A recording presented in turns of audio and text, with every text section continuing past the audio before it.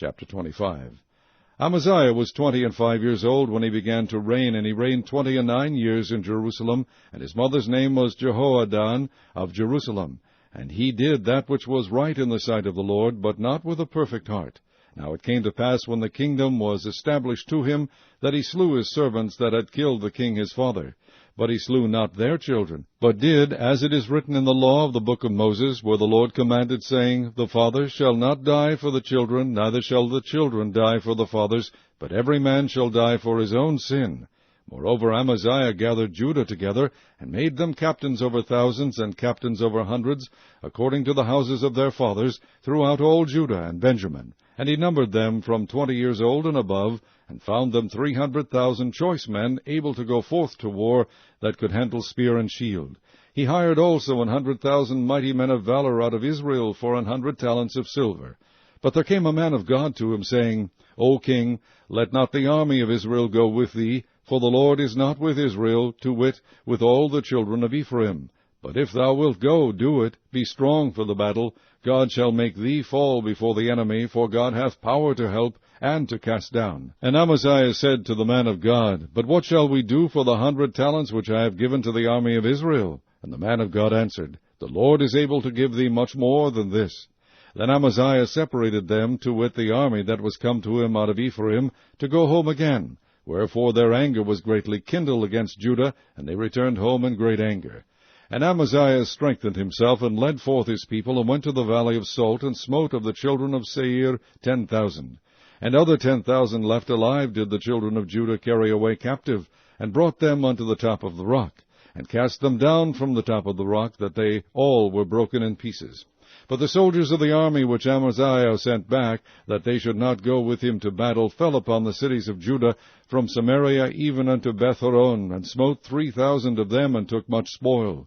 Now it came to pass after that Amaziah was come from the slaughter of the Edomites, that he brought the gods of the children of Seir, and set them up to be his gods, and bowed down himself before them, and burned incense unto them. Wherefore the anger of the Lord was kindled against Amaziah, and he sent unto him a prophet, which said unto him, Why hast thou sought after the gods of the people, which could not deliver their own out of thine hand? And it came to pass, as he talked with him, that the king said unto him, Art thou made of the king's counsel?